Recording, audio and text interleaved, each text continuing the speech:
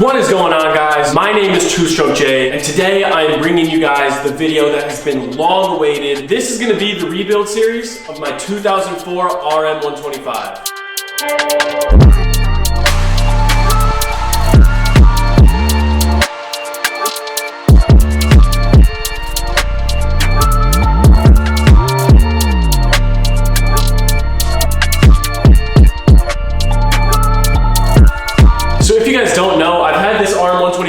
For probably 3 or 4 years now. This is a bike that's never gonna leave my collection, but let's just say it's had better days, okay? It is not where it needs to be performance-wise. The engine is tired, the brakes suck, the body looks terrible, everything is dirty, everything is dented, everything is scratched. This bike just needs to be overhauled, and that is pretty much what this series is gonna be about. In this video right here, we're basically gonna tear this thing completely down and assess the damage, see what needs to be done, and kind of get a plan for how this build is gonna go. One of the first things I want to talk about that's going to help a lot with this build is this stand right here. So this stand that the bike is sitting on is from Redline Engineering. They actually sent this out to me to help with this build series. This thing is going to make this build so much easier. As you can see right here, this stand is actually a lift stand and it has casters on it. Those two things alone, just compared to a normal motocross stand, are just game changers when it comes to doing long-term builds in your garage. I'm sure you guys know the struggle of trying to move a bike when it's just on a normal motocross stand.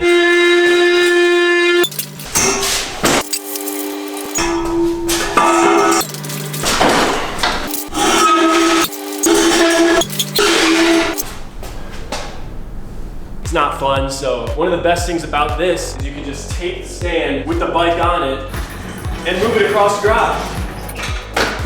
Plenty of space. It's little things like that that just make your quality of life when you're working in the garage so much better. The other great thing about this stand is it has a hydraulic lift that can lift up to 300 pounds. This is just a game changer. Let me show you.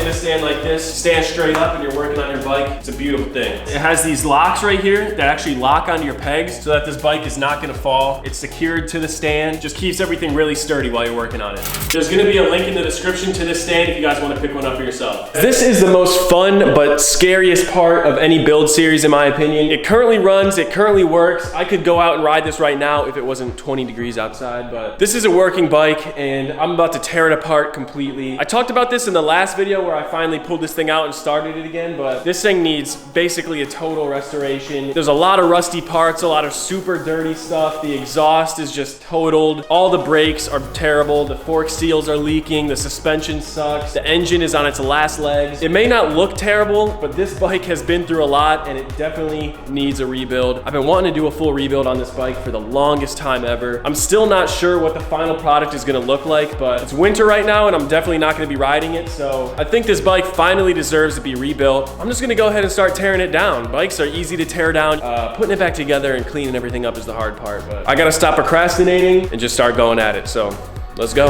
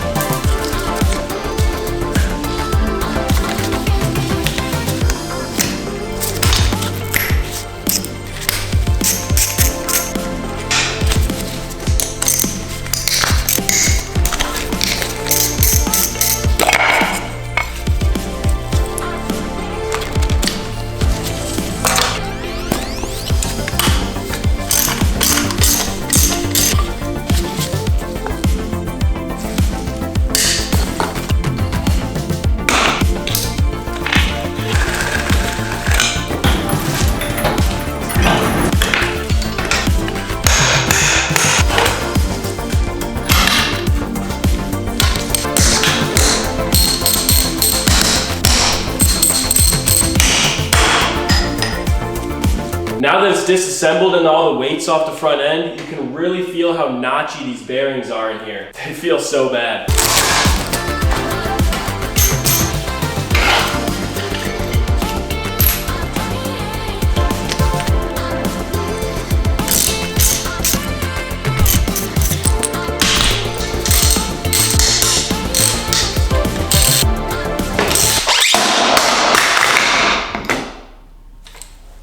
Okay. All right, now you can really hear how bad these bearings are. Just listen to this. They're so notchy, it's crazy. You can just see them binding. That is not good.